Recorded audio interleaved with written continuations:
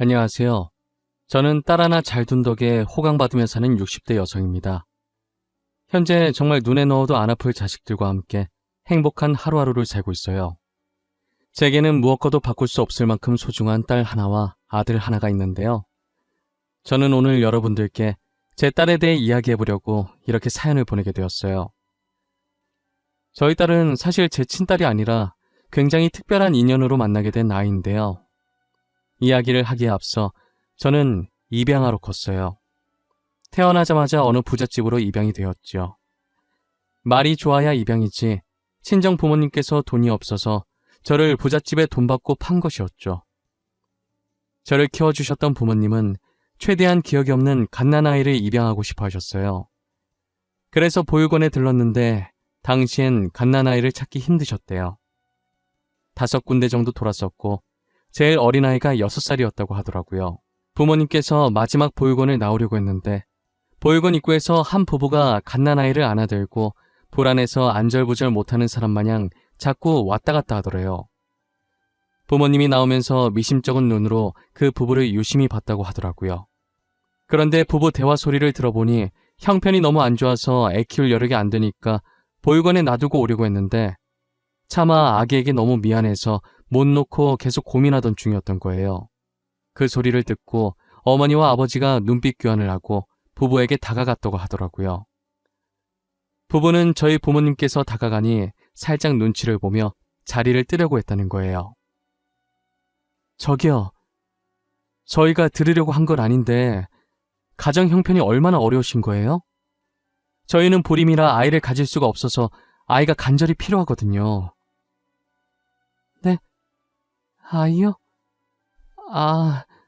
저희가 당장 밥 먹을 돈이 없어요. 지금 저희 옷차림을 보다시피 밥 먹을 돈이 없으니 당연히 아이 키울 돈도 없고요. 그 밥 저희가 해결해 드릴게요. 몇 년간은 풍족하게 드실 수 있으실 거예요. 대신 아이를 제게 입양시켜 주실 수 있으신가요? 저희는 정말 아이가 간절합니다. 부부는 저희 어머니의 말에 난처한 표정으로 잠시 동안 서로를 바라봤다더라고요. 하지만 현실은 당장 지금 먹을 돈도 없으니 결국 저희 부모님께 돈을 받고 저를 넘겨준 거죠. 딸을 갖고 싶어 했는데 갓난아이의 딸이기까지 하니 저희 부모님은 되게 좋아하셨어요. 저를 친딸처럼 불면 날아갈까 만지면 부서질까 정말 애지중지 키우셨어요. 혹시나 제가 입양하라는 사실을 알고 상처받을까봐 일부러 기억이 없을 갓난아기 때 데리고 온 것인데 다른 가족들이 저를 이름 대신 입양하라고 불러서 저도 제가 입양하라는 걸 어렸을 때부터 알았어요. 그래도 제가 입양하라고 해서 부모님을 원망하거나 미워하진 않았어요. 보통 입양하라는 사실을 알면 충격받아서 반항을 한다던데 왜 반항을 하나 이해가 안 갔어요. 친자식도 아닌 저를 이렇게 친딸처럼 잘 키워준 것만으로도 감사한걸요. 대신 할아버지의 유산을 탐내 저를 견제하는 못된 어른들이 미웠어요. 저희 아버지가 3남 2녀 중에 막내여서 그런지 할아버지의 사랑을 제일 많이 받았었어요. 비록 제가 입양하긴 하지만 할아버지는 저를 친손녀처럼 인정해 주셨고 아버지의 딸이라는 이유로 손주들 중에서 저를 제일 이뻐하셨어요. 그래서인지 아버지의 형제들이 할아버지의 재산을 탐내고 제게 못되게 굴었었어요. 저희 부모님에게 유일한 약점이 저라고 생각해서 그런 것이죠. 저희 부모님은 제가 입양하라고 불릴 때마다 안쓰러워하셨지만 마음을 강하게 먹어야 이 자리를 지킬 수 있다고 제게도 교육을 많이 시켰었어요. 저는 부모님의 교육 덕분에 상처받지 않고 그들이 저를 뭐라고 부르든 무반응으로 일궈냈어요. 무반응만이 저희 부모님을 그리고 저를 지킬 유일한 방법이라고 생각했거든요. 괜히 제가 욱해서 나서봤자 저희 가족에게 좋을 건 하나도 없었으니까요. 원래 애들은 나쁜 걸 더 빨리 배운다고 아버지 형제들에게 배운 게 이런 것밖에 없으니 당연히 사촌 언니 오빠들도 저를 입양하라고 부르며 무시했어요. 어른과 다른 게 있다면 어른들은 똑같이 비아냥거리면서 괴롭혀도 제가 반응이 없으면 재미없어서 입양하라고 부르면서도 더 괴롭히는 건 멈췄었어요. 하지만 사촌 언니 오빠들은 계속 제가 반응이 보일 때마다 집요하게 괴롭히죠.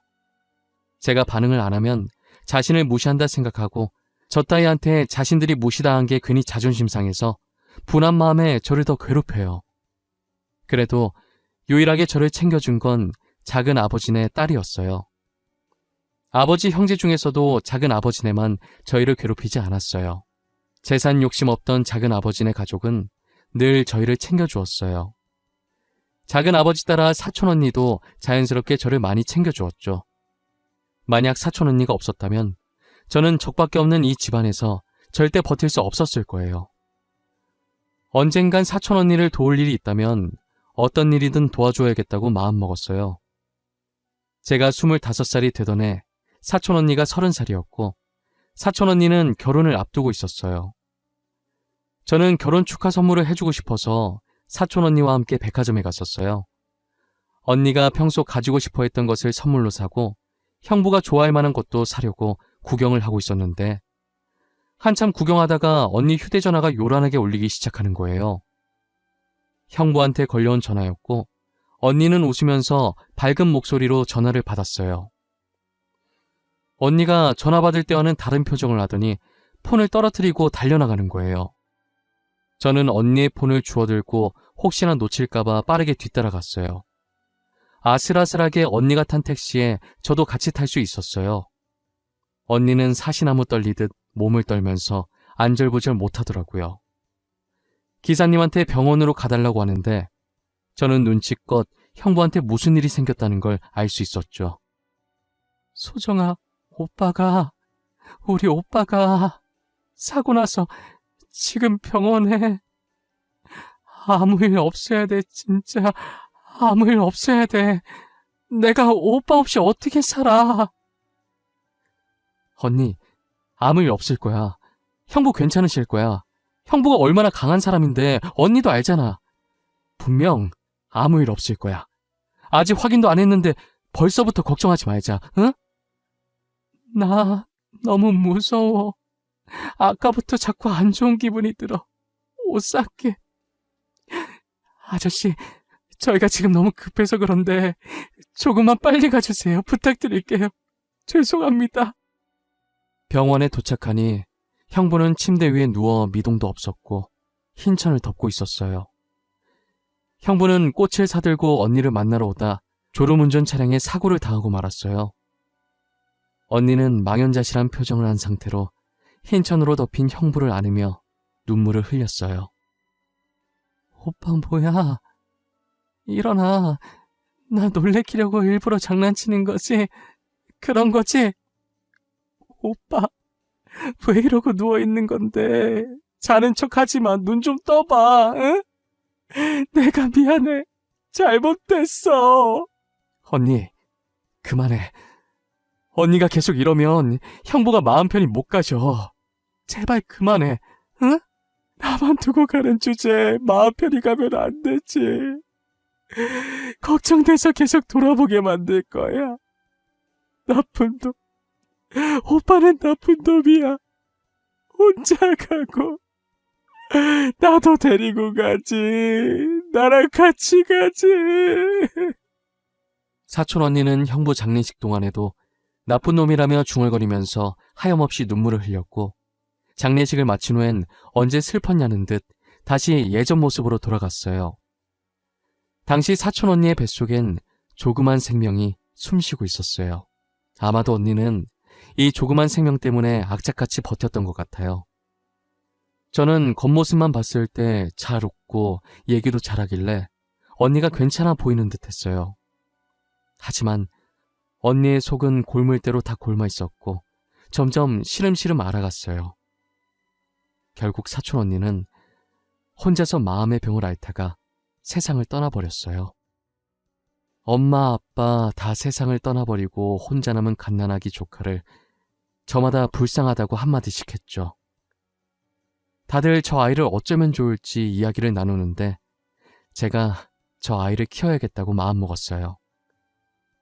그동안 언니가 제게 잘해줬으니 그 빚을 아이를 키우며 갚아 나가야겠다는 생각이 들더라고요. 처음엔 아이를 키우겠다는 제 의견에 저희 부모님께서 굉장히 반대를 하셨었어요. 소정아, 너 아직 결혼도 안 한 아가씨야. 너가 이 아이 키우면 결혼은 어떻게 하려고 그래?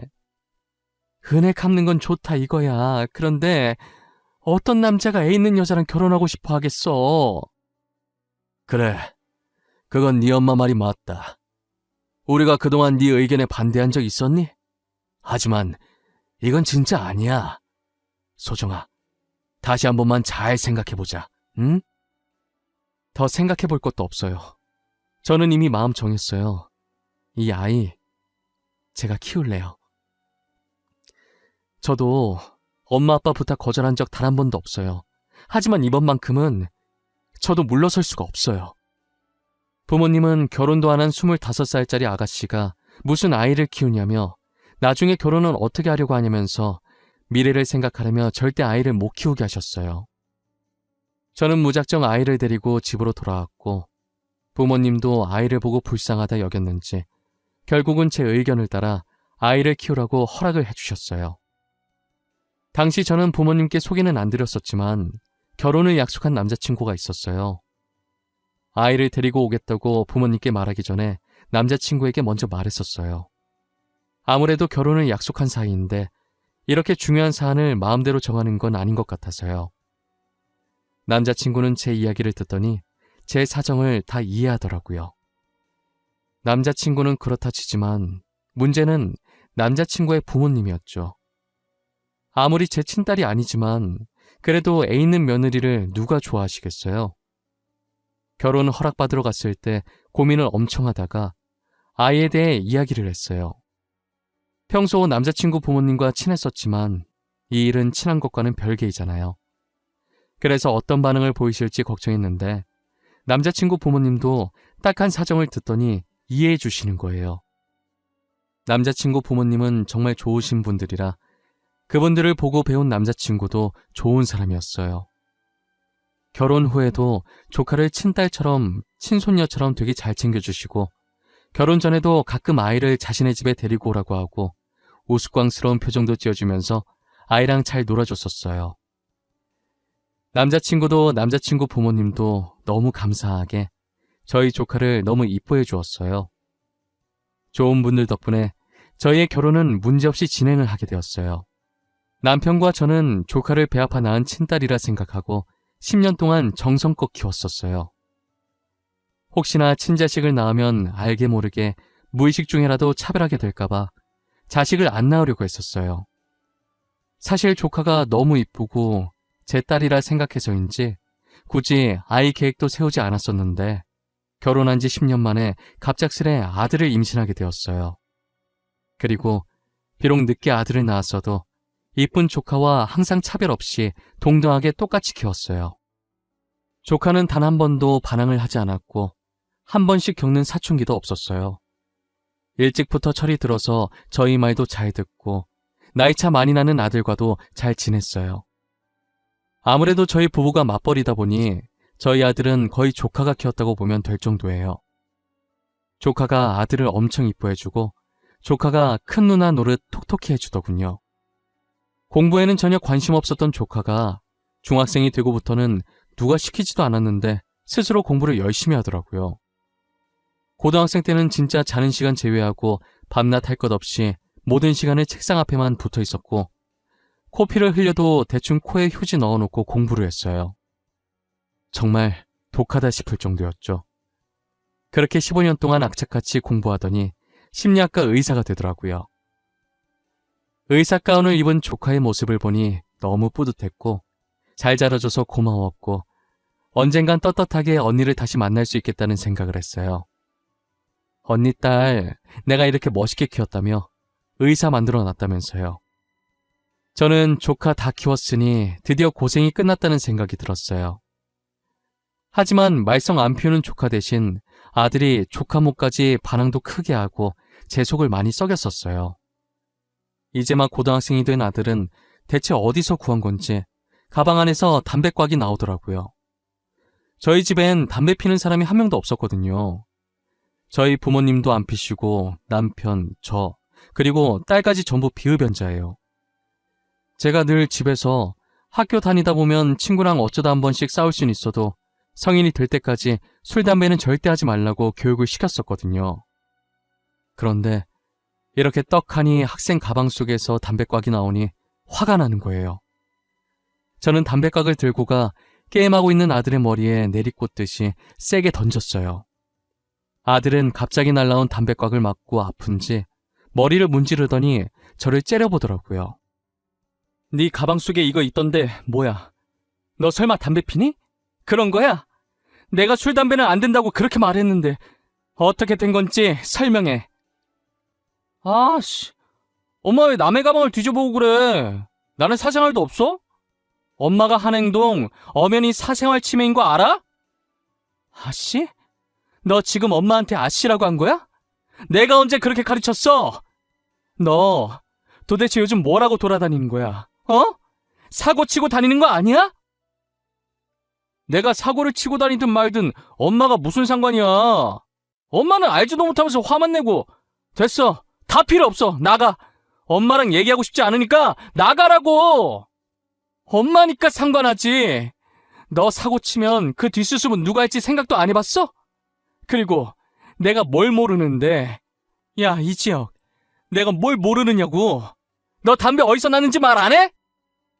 아들은 저를 노려보며 소리 지르더니 방문을 닫아버렸어요. 저는 답답한 마음에 문을 두드리며 제가 뭘 모르고 있는지 물어봐도 답을 하지 않았죠. 조카 키울 때 이렇게까지 힘들지 않았는데 아들 녀석 키우는 건 왜 이렇게 힘든지 모르겠어요. 머리가 커질수록 자기 하고 싶은 대로만 하려고 그러고 저와는 대화를 하지 않으려고 했어요. 한번 담배가 발견되고 나니 계속 아들의 가방을 확인하게 되더라고요. 이해해보려고 하고 참으려고 해봤지만 계속해서 담배꽉이 나오니 저도 슬슬 화가 나는 거예요. 저는 아들과 차분하게 대화를 시도해보려고 했어요. 게임하고 있는 아들의 의자를 돌려 세우니 아들 얼굴에 멍자국이 있더라고요. 야, 이지혁. 너 담배도 모자라서 이젠 쌈박질도 하고 다녀? 얼굴은 그게 뭐야? 광대 쪽에 멍 있고 입술도 다 터지고 꼴이 이게 뭐냐고. 도대체 뭘 하면서 돌아다니는 거야? 엄마는 왜 항상 화부터 내? 무슨 일 있냐고 누가 괴롭히냐고 다정하게 물어볼 순 없는 거야? 보통 아들이 맞고 왔으면 누가 때렸냐고 하는 게 정상 아니냐고. 엄마는 왜 항상 내가 문제라는 듯 말해? 네가 이렇게 담배나 피고 다니니까 그렇지. 내가 괜히 너한테 그래? 너 솔직하게 말해. 요즘 나쁜 애들이랑 어울려 다니고 그러는 거야? 어? 그런 거야? 그런 거 아니라고. 내가 피해자라고. 나 학교에서 왕따 당해. 그 담배도 내 거 아니고 걔네 거야. 걔네가 들고 있다가 부모님이나 선생님한테 들키면 안 된다고 맨날 내 가방에 숨긴단 말이야. 여지껏 꾹 닫고 있던 아들의 입에서 나온 말들은 다소 충격적이었어요.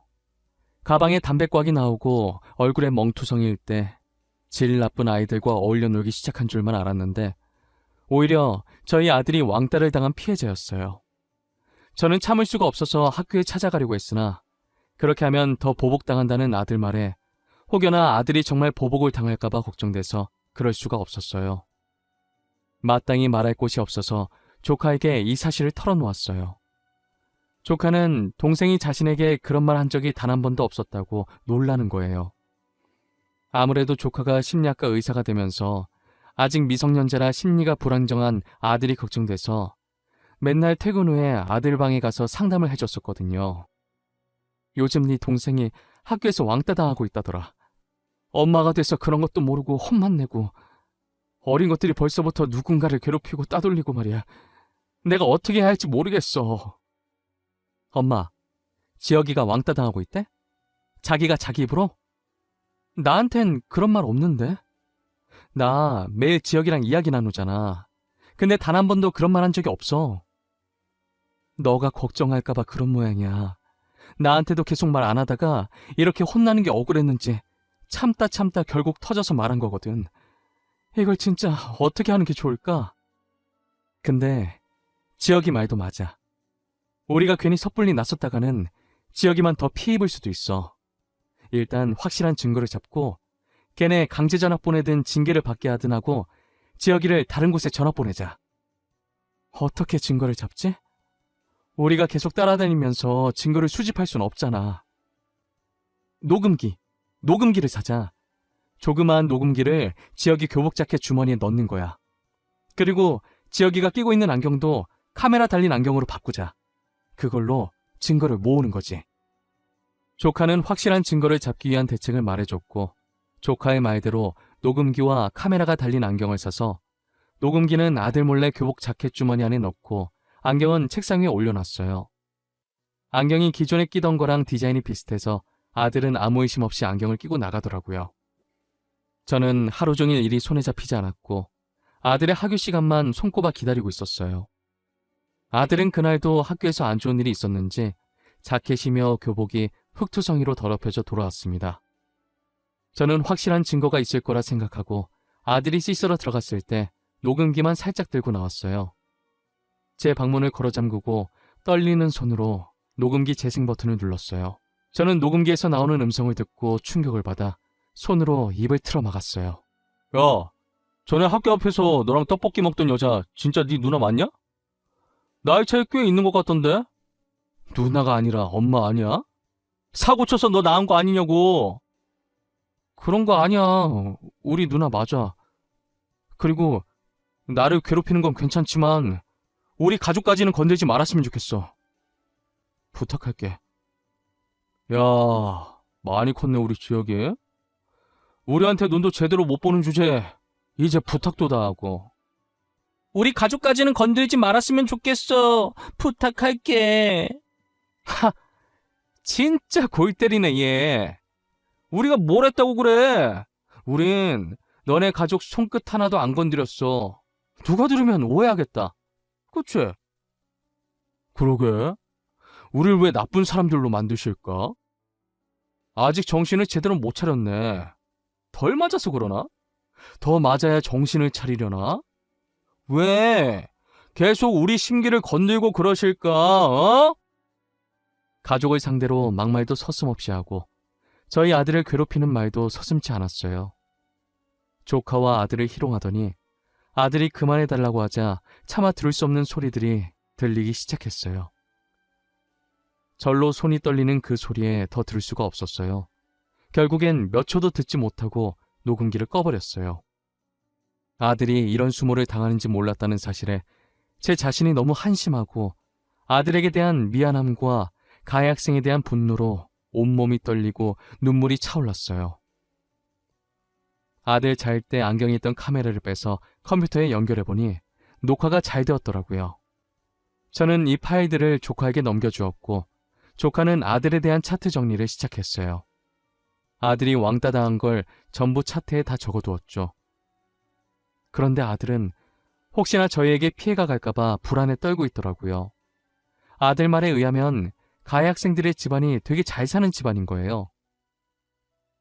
저는 조카를 키우면서 부모님의 도움을 받지 않고자 가끔 연락만 하고 직접 왕래는 잘하지 않았어요. 저희 아들을 위해서 정말 오랜만에 부모님에게 연락해서 도움을 요청했어요. 엄마, 죄송한데 제가 부탁이 있어서 연락을 드렸어요. 저희 아들 일로 부모님의 도움이 필요해요. 한 번만 제 부탁 들어주시면 안 될까요? 이번에 잘 해결되면 절대 부탁 같은 거 하는 일 없을 거예요. 딸 부탁인데 엄마가 당연히 들어줘야지. 나는 오히려 딸이 부탁해줘서 고마운데? 우리가 지영이 키우는 거 반대했었다고 매정하게 그렇게 발길을 끊는 법이 어디 있어? 그런 거 아니에요. 제가 키우기로 했으니까 책임감 가지고 싶어서 그랬던 거예요. 나도 알아. 장난 한번 쳐본 거야.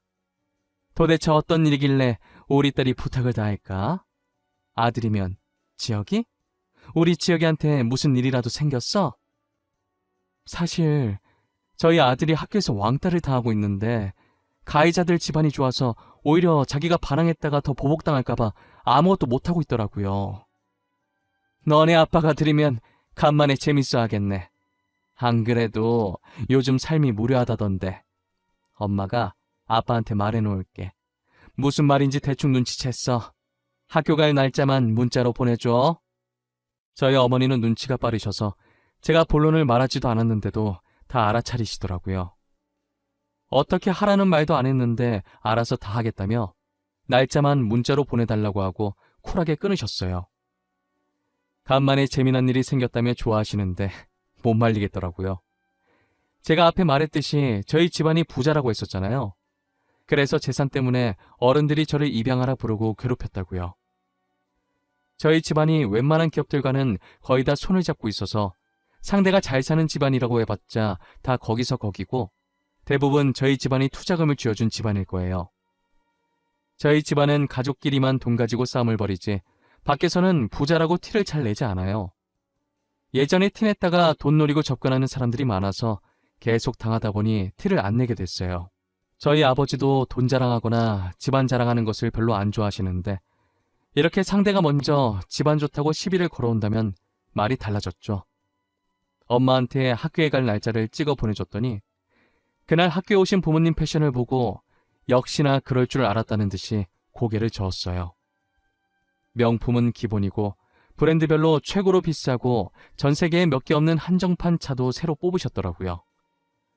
고개를 빳빳하게 들고 입꼬리를 한쪽만 올리고 웃으면서 들어오시는데 어찌나 웃긴지 몰라요. 뒤늦게 온 가해자 학부모들도 꽤나 빼입고 아들들과 함께 당당하게 등장을 했는데 처음엔 기세등등하게 콧대 세우고 등장했다가 저희 부모님을 보고는 기가 점점 죽더라고요.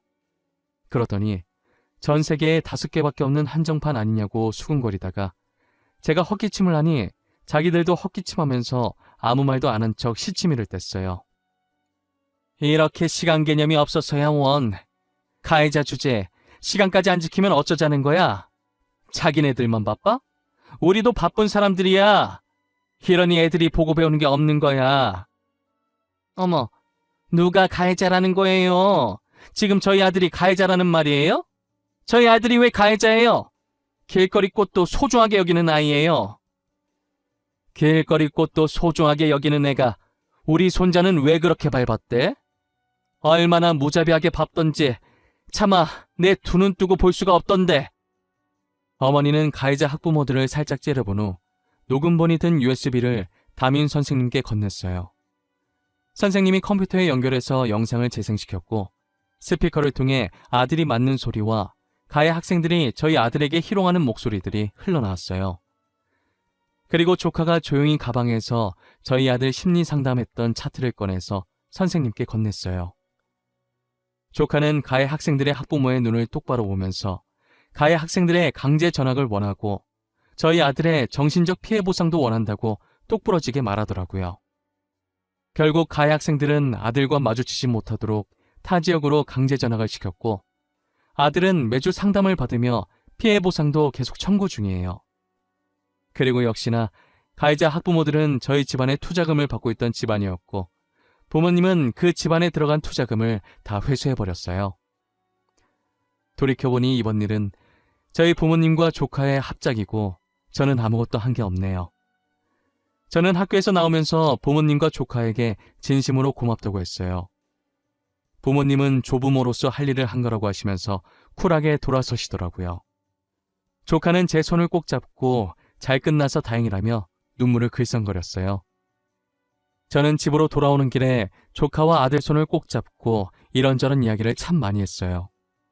그러다 문득 조카가 왜 심리학 의사가 됐는지 궁금하더라고요.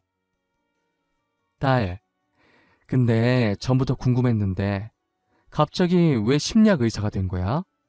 너 원래 작곡가가 꿈이라면서 작곡학원 알아보고 그랬었잖아. 엄마 때문에 마음고생 많았던 우리 엄마 생각나서 그랬어. 지금 내 옆에 있는 우리 엄마 말고 돌아가신 엄마 말이야. 너 그거 어떻게 알았어? 언제부터 알았던 거야? 나 말한 적 없는 것 같은데. 조카는 자신이 친딸이 아니라 입양아였다는 사실을 다 알고 있는 거예요. 알고 보니 중학생 때 뭐 가지러 안방에 들어왔다가 우연히 화장대 서랍에 있던 제 다이어리를 보고 저희가 친부모가 아니라는 사실을 알게 되었다고 하더라고요. 사촌 언니의 아이를 저희가 친딸처럼 키워왔고 그게 자신이라는 걸 알게 되었죠. 그 사실을 알고 중학생 때부터 공부를 열심히 했었대요. 돌아가신 친어머니가 친아버지 때문에 마음고생하다가 세상을 떠난 걸 알고 공부를 열심히 해서 사람들 마음의 병을 치료해야겠다는 생각을 했다네요. 그런데 이렇게 동생을 왕따 피해자로 상담하게 될 줄은 몰랐다고 하더라고요.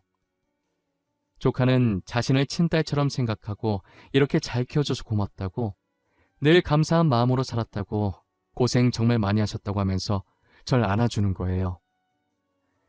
이런 날이 오면 눈물이 날 줄 알았는데 눈물보다는 웃음이 나더라고요. 조카가 그렇게 느낄 정도로 내가 좋은 엄마였구나, 좋은 엄마 되기 성공했구나 싶었어요. 아들은 우리의 말에 놀라서 입을 쩍 벌리더라고요. 누나가 자기 친누나가 아니었냐고 하면서요. 저는 고등학생이 된 아들이 충격받아서 누나라고 안 부르면 어쩌나 했는데 자긴 누나가 너무 좋다면서 계속 친누나 해달라고 우는 거예요. 조카는 아들 눈물을 닦아주면서 누나 계속 할 거니까 울지 말라며 달래줬어요. 영원히 저희 부부의 딸이고 저희 아들의 누나임은 변하지 않다고 하면서요. 지금도 여전히 저를 엄마라고 부르며 친모녀처럼 잘 지내고 있어요. 저희 아들도 한 번 누나는 영원히 누나라며 예전이나 지금이나 조카랑 사이좋게 잘 지내요. 다른 학교로 전학 가서 적응도 잘하고 있고요. 저는 더도 말고 덜도 말고 딱 지금만큼만 저희 가족이 행복했으면 좋겠어요. 저의 이야기는 여기까지입니다. 입양하라고 해서 다른 사람과 다른 건 아무것도 없습니다. 전 배 아파 낳았든 마음으로 낳았든 다 같은 자식이라고 생각해요. 여러분들도 입양하라고 해서 친부모한테 버림받았다고 불쌍하다는 생각을 하지 않았으면 좋겠어요.